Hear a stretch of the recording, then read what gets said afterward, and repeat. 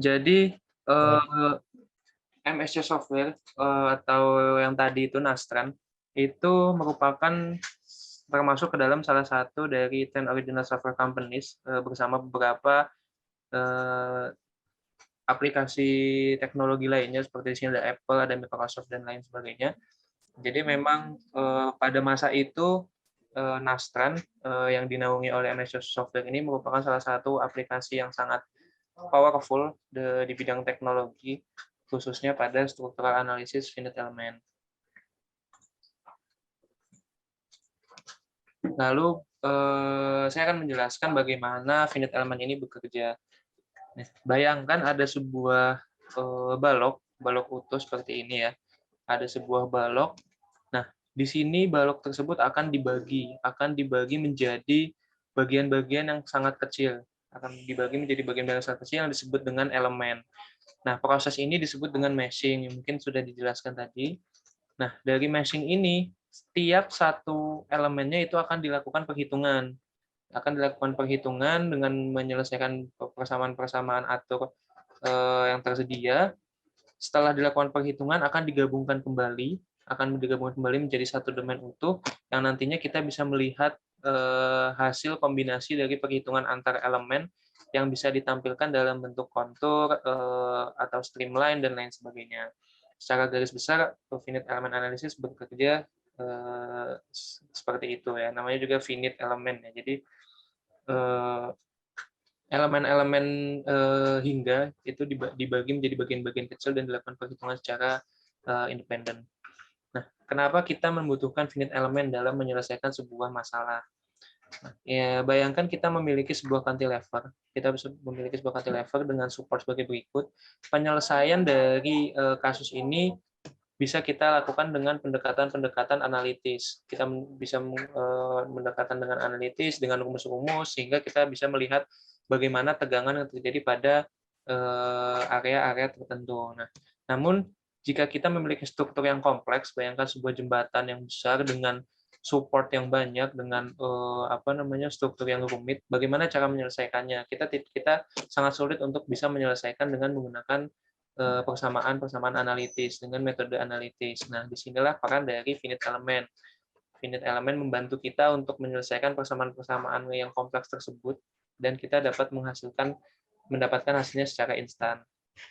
Basic konsep yang digunakan pada finite element sebenarnya memenuhi beberapa aturan ya, seperti kalau di sini ada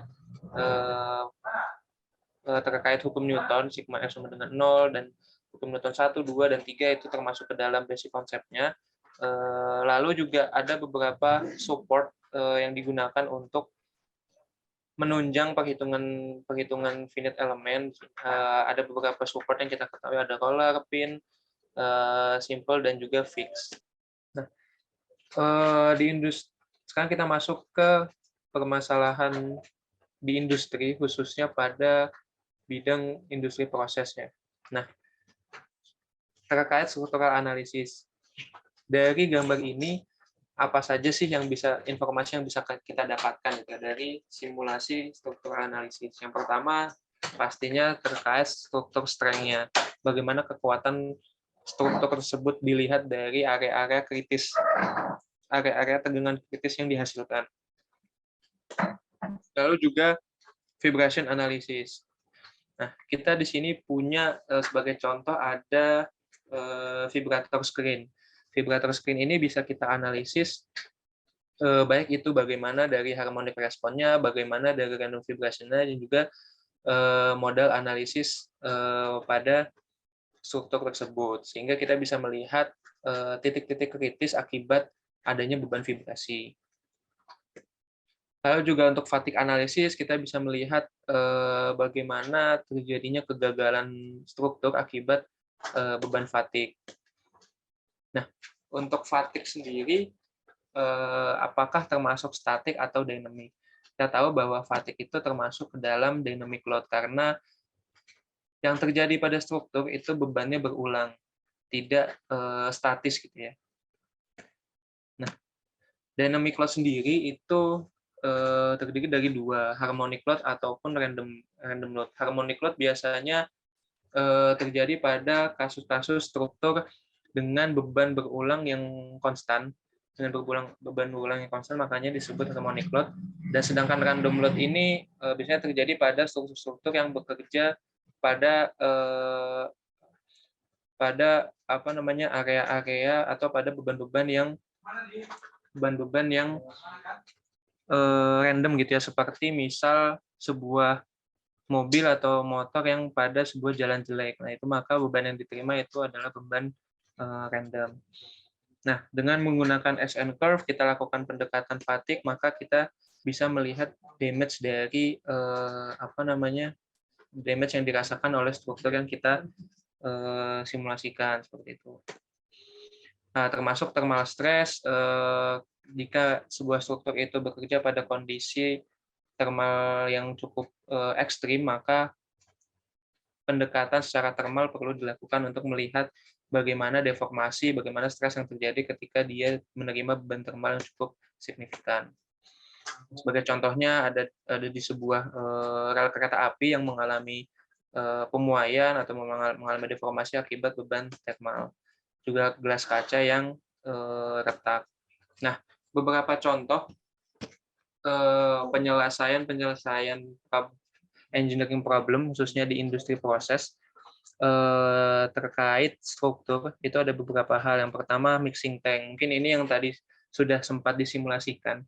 Nah, secara CFD mixing tank bisa mensimulasikan bagaimana proses pencampuran pada fluida yang di dalamnya. Nah, dengan struktur kita bisa melihat bagaimana struktur dari mixing tank itu mampu menahan beban akibat pencampuran fluida yang ada di dalamnya. Itu kita bisa lakukan dengan finite element. Jadi memang CFD dan finite element itu saling melengkapi satu sama lain lah.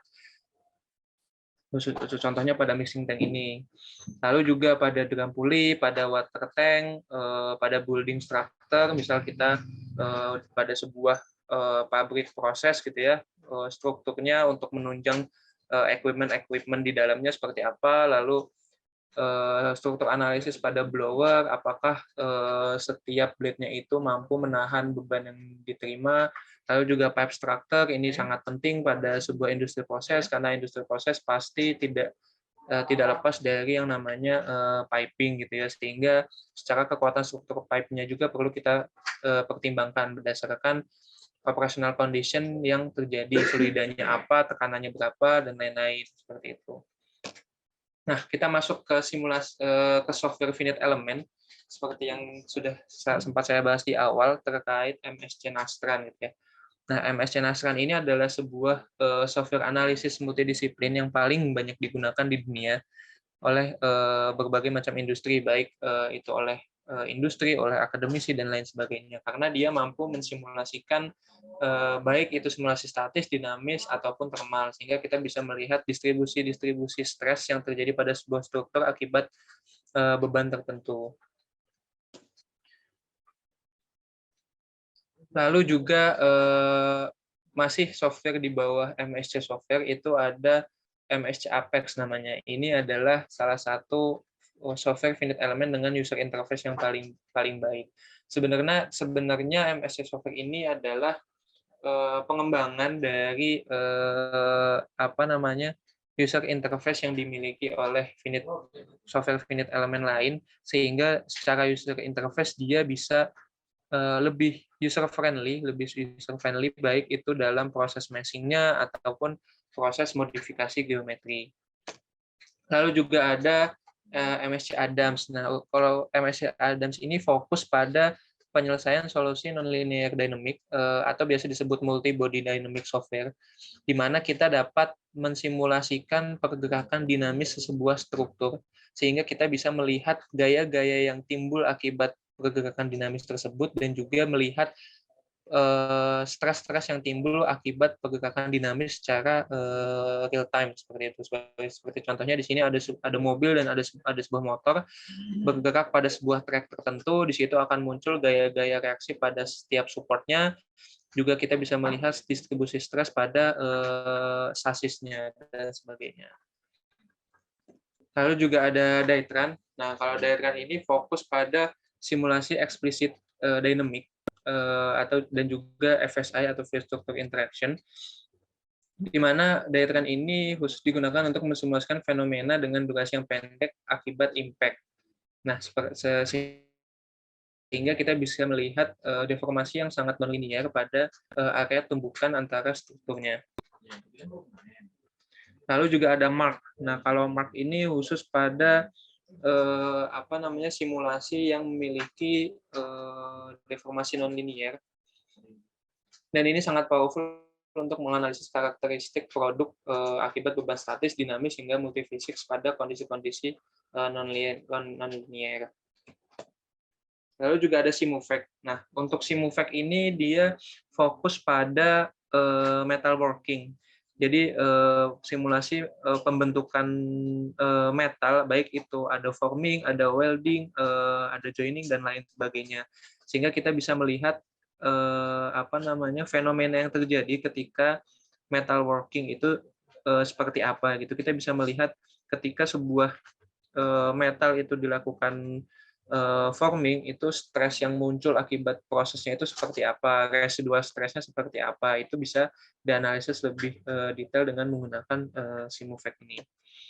Terima kasih dari saya, cukup sekian. Selamat pagi. Wassalamualaikum warahmatullahi wabarakatuh. Waalaikumsalam warahmatullahi wabarakatuh.